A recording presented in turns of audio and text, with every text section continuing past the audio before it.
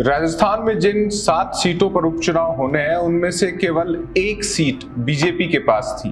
अब बीजेपी के प्रदेशाध्यक्ष मदन राठौड़ ने बड़ा दावा किया है कि कांग्रेस और उनके सहयोगी दलों के पास मौजूद 6 सीटें बीजेपी इस चुनाव में छीन लेगी। आप देख रहे हैं राजस्थान चौक, मैं हूं अंकित तिवारी।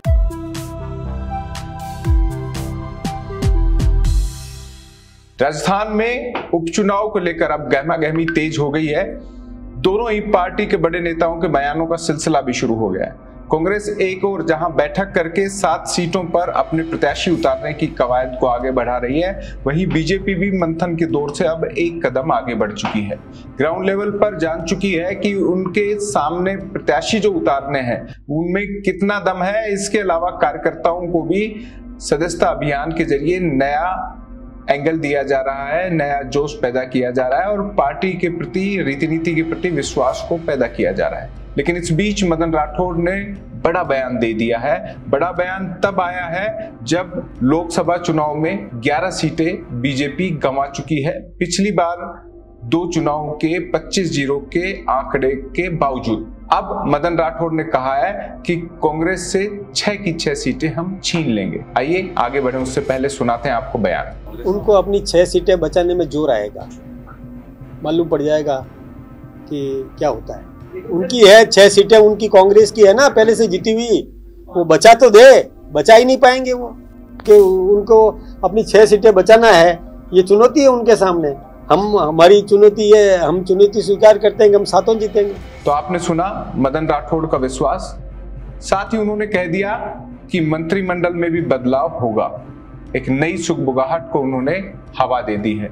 हालांकि उसके बाद उन्होंने जरूर कहा कि जरूरत हुई तो, यानी फिलहाल जो मंत्री काम नहीं कर रहे हैं, उदाहरण उन्होंने गाड़ी के पहिए के लिहाज से दिया, लेकिन जो सरकार में फिट नहीं बैठ रहे हैं उन्हें बाहर किया जाएगा और नए लोगों को अंदर लाया जाएगा।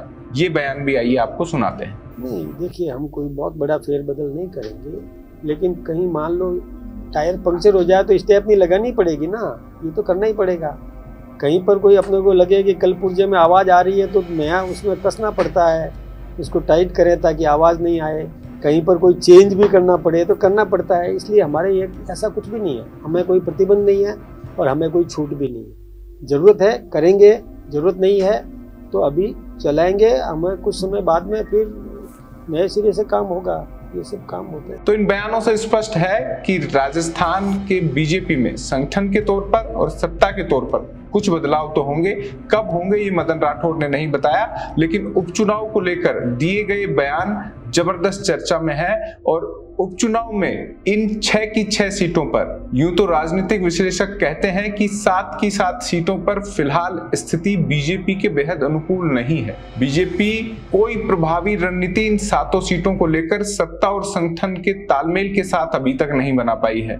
इसका फायदा कांग्रेस और उनके सहयोगी इंडिक अलायंस के गठबंधन के दल आरएलपी और बाप को है। 84 विधानसभा में राजकुमार रोत के रुतबे को तोड़ना बेहद नामुमकिन सा फील हो रहा है। ऐसे में कांग्रेस ये सीट बाप के खाते में ही डाल रही है। सैलुंबर में भी 2nd नंबर पर रहे बाप के प्रत्याशी इस बार जीत के दावेदार बताए जाते हैं। हालांकि टिकट किसे मिलेगी अभी तक राजकुमार रोत ने या उनकी पार्टी ने फाइनल नहीं किया है। तीसरी सीट खींवसर को लेकर है, जहां हनुमान बेनीवाल ने पत्ते नहीं खोले हैं। वो भी कोशिश कर रहे हैं कि किस किस को उतारा जाए। 4 सीटें कांग्रेस के पास बचती हैं, वहां भी परिवारवाद की जंग और कांग्रेस इन सीटों को जीते जातिगत समीकरणों के आधार पर वो खाका तैयार किया जा रहा है। ऐसे में मदन राठौड़ के कहने भर से कुछ नहीं होगा, उन्हें भी अपनी पार्टी के नेताओं को साथ लाकर प्रभावी रणनीति बनाकर जमीन पर उतरना होगा, वरना ये दावे कोरे रह जाएंगे। आप देख रहे थे राजस्थान चौक। राजस्थान चौक की तमाम खबरें देखने के लिए इसे सब्सक्राइब कीजिएगा।